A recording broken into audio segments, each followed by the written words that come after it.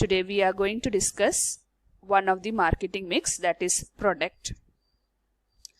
In marketing, product is a mixture of tangible and intangible attributes which are capable of being exchanged for a value with ability to satisfy customer needs. So product is something, we can say it's a combination of tangible as well as intangible attributes or characteristics which are capable of being exchanged for a value. So this product is something which we can exchange for some values, and it has the ability to satisfy customer needs. Okay.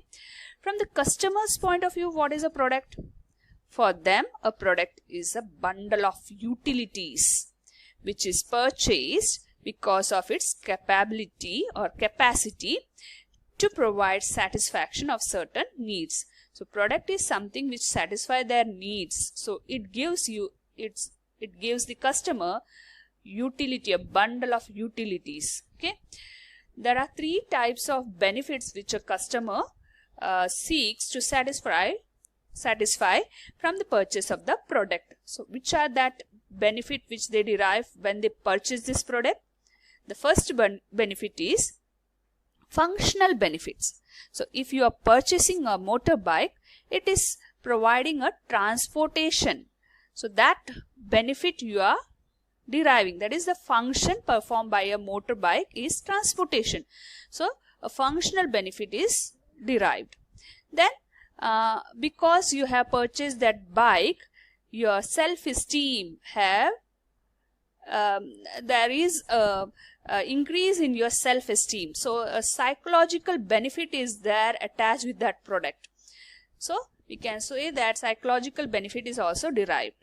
Then the third benefit is social benefit. So among your friends, you are now you can show your motorbike in front of your friends. Okay, so there is a benefit of social benefit is also derived when you purchase a bike. So these are the three that is benefit which a customer normally derive when they purchase any of the product. Now here is the classification of a product. Product can be classified into consumer product as well as industrial product. So as we are the consumer of the product which we purchase for final consumption is known as consumer product. So they are again classified into two, that is durability product and shopping efforts involved. So according to their nature, that is durability basis, they are again classified into three. They are non-durable, durable and services. So durability basis, three classification are there, and shopping efforts involved, in that basis there are three sub-classification, that is convenience product, shopping product and specialty product. So this is classification related to consumer product. Then we have industrial product also. So let us have a explanation about these classification. As you saw, under consumer product, the sub-classification are shopping efforts involved. So you can see here shopping effort involved. So there are three sub-classification. Let us see what are they. On the basis of time and efforts, buyer are willing to spend in the purchase of product. So shopping effort means how much time they are spending, how much effort they are taking to purchase one product. According to that, the sub-classification have been made. So first sub-classification under shopping effort involved is convenience product. So these products are purchased at convenient location with least effort of time. For example, toothpaste, soap, then such product which that is salt, sugar. So these are the product which are purchased with least effort and time. We don't think much when we purchase sugar, isn't it?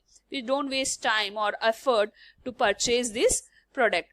And we purchase this sugar or salt nearby place. We don't go to town to purchase these things, isn't it? So with convenient location and with least effort and time, we purchase this product. Then the second characteristic feature of this product is convenient product is this product have a regular and continuous demand, as these generally come under the category of special product, essential product. So as the convenient product comes under the essential product, there is a regular and continuous demand for this product. So toothpaste, sugar, salt and all that come under essential product, and they have continuous demand for that product. Okay. Then this product have small units of purchase and low price. So we don't go for a bulk purchase of this such product. Sugar itself we may purchase 1 kilo, 2 kilo, 5 kilo only. We don't go for a big unit of purchase. And usually the unit cost of this, that is its price, is also low. They have standardized price, as most of this product are branded product. If you notice, the consumer product coming under convenience product are most of them are branded product. Okay, in case of soap and detergent powder and all that, it all are branded product. So it have a standardized price. Then the competition in this product is high, as supply is greater than the demand. So you can see that in the soap itself, the product like soap, there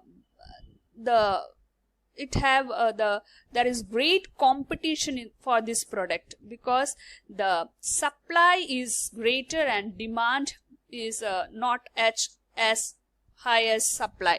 So there are different competitors who are trying hard to win the loyalty of the customers. Next is the sales promotion schemes or short-term incentives such as contests, discount offers, etc. is important for marketing of such product. So as I told you that competitor is very high in this such product, they go for various sales promotion schemes. Okay. The next classification is shopping product. So buyers devote considerable time to compare the quality, price, style, suitability at several stores before making final purchase. So if you are going to purchase a car, you don't just go to the one shop and purchase it. You go to number of showrooms and see the quality, price, style and suitability. Everything will be compared before making a final purchase. So that comes under the shopping product. So shopping characteristics of shopping products are generally of durable nature, that is for long time they will be used for a long their nature is of durable nature, and they give a benefit for a long duration of time. The unit price of such product is very high. So a car that is the product coming under shopping product are of high prices. As this product have high unit price, customer normally compare the product of different companies before making a selection. So these things are done by us, isn't it?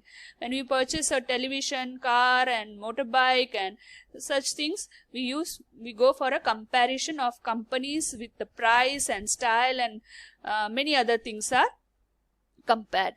Purchase of shopping products are generally pre-planned. We pre-plan before we go for purchasing of this product. It is not just simply going to the walk and we saw this and purchase it. We pre-plan before making a shopping product. Then retailers play an important role, as persuasive effort is needed to convince the buyers to purchase them. As this product almost a retailer, he plays a great role in convincing the product consumer to purchase that product. Okay, so your salesman or the retailer have a great role to play, because he have to convince the buyer to make a purchase of that product. The third type of consumer product is the specialty product, which have certain special features because of which people make special effort in their purchase. The buyer are willing to spend a lot of time and effort on purchase of such product. The best example to be quoted over here is the collection of artwork. Okay, rare artwork. So the demand for such products are very less, but the number of people buy this product is also relatively limited. These products are generally costly and their unit price is also very high. These products are available for sale at few places as the number of customers is small and are willing to take extra effort in the purchase of these products. So we can say some antique products and all that. Some people like to purchase these antique products. So these products are available for sale in only few places. So number of customers is also less for such a product, and they will take extra effort to purchase this product because of the because they feel very attached to such product, and they will take extra effort to purchase such product. An aggressive promotion is required for sale of this product. So heavy advertisement is required, or we have to make them know that such special product is available. After sale service is also important for such specialty products. Okay, so this is the three product which come under the consumer product. The next classification is durability of products. So we saw the shopping effort involvement. That three categories were there that we saw. Now the durability of product. Under durability we have non-durable products. The consumer products which are normally consumed in one or few uses are called non-durable products. So these products are purchased, are normally consumed one or few uses. After one or few uses, this product will be will be finished. For example, toothpaste, detergents and bathing soap. This all comes under the non-durable products. Okay, command a few small margin, should be made available in many locations and need to be heavily advertised. So these are the characteristic features of durability product. Okay, so they are purchased in small margin, and they should be made available in nearby places and heavily advertised because the competitors are high in this type of product. Then comes the durable product, that is tangible consumer product which normally survive many uses. For example, refrigerator, bicycle, kitchen gadget. This all they are durable product and they will be used for a long usage. They give a long usage. These products are generally used for a longer period, command a high price per unit margin, require greater personal selling efforts and guarantees and after sales service. Children, the third classification coming under durability of a product is services. Services are intangible in form. You know the meaning of intangible. Intangible means which we cannot see, feel or touch. Okay, so by services we mean those activities, benefits or satisfactions which are offered for sale. Examples of services are dry cleaning, watch repairs, hair cutting. And the next characteristics of services is it's inseparable from its source. So the person who is providing the services, we cannot separate his services from that person. Okay, the next one is the services cannot be stored. We cannot store the service of that person also, and it is very highly perishable. That means if it is not in use, it gets perished. So that person who is providing the his services, it should be in continuous, otherwise it gets perished. Services are highly variable as their type and quality depend on the persons providing them. So no two persons are equal in providing the services. Okay, so a tailor, we know that in our locality there are number of tailor shop, but normally we prefer one of them because the service provided by that person is liked by us. So the quality and style, that is variable in quality and the style provided by each of the service provider. So that is one characteristics of service. The next classification is under the product is industrial product. So we have consumer product as well as industrial product. So industrial products are those products which are used as inputs in producing other products. So industrial product, making use of industrial product, the other company or other manufacturer produces a finished product. The examples of industrial products are raw materials, engines, lubricants, machines, tools, etc. Now let us see the characteristic features of industrial product. Number of buyers are very limited in case of industrial product. So we know that in consumer product like sugar, the number of buyers are more. Okay, but sugar cane, which is one of the raw material for producing sugar, the number of buyers for sugar cane is limited. So that is the speciality of industrial product. The second point of characteristic is channel of levels. So here there is no need of wholesaler, retailer, agent. A lengthy channel of distribution is not required. Only a short channel of distribution is required. So we can say that industrial product, manufacturer of industrial product can directly sell their product to the the manufacturer or a buyer. They don't have to make use of any agents in between. That is what the concept says. Then the third point is geographic concentration. So we know that the power loom comes from Mumbai, Bangalore, where textile industry is concentrated in our country. So power loom we can find more in Mumbai and Bangalore because in the textile industries are concentrated there.